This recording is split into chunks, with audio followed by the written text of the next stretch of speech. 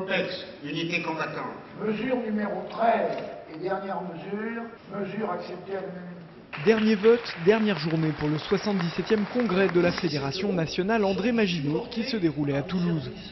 La séance plénière s'achève donc pour laisser place au temps fort de la journée, la visite du ministre de la Défense et des anciens combattants Gérard Longuet.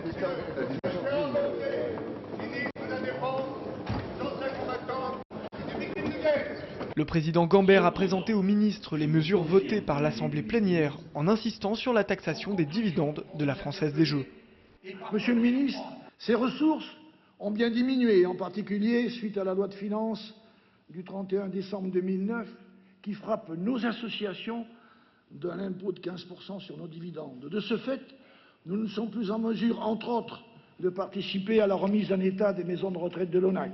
Cette loi de finances nous pénalise et grève nos capacités à financer nos œuvres sociales, humanitaires et nos investissements dans notre EHPAD.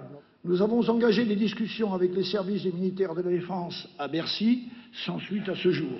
Certes, il serait difficile de faire modifier cette loi, mais une exonération est certainement possible. Je n'arriverai pas à faire diminuer le taux de ce prélèvement de 15%, je vous le dis très clairement. En revanche, je peux témoigner au quotidien qu'il ne faut pas en faire plus, que c'est un maximum. D'autre part, en 2012, nous pourrons continuer à financer 3 acquis récents du monde ancien combattant.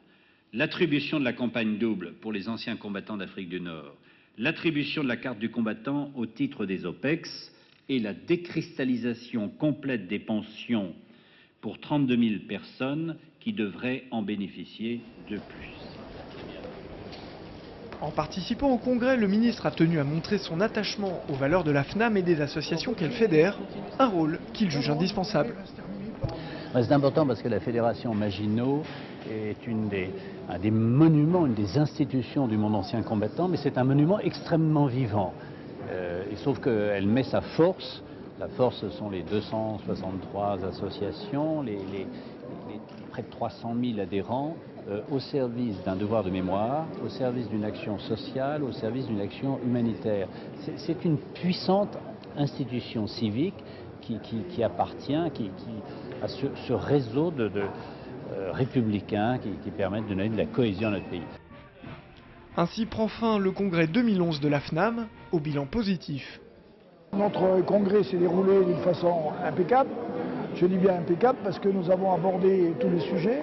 Nous avons rendu compte à nos adhérents de l'activité que nous avons vue dans le courant de l'année, tant au point de toutes les commissions.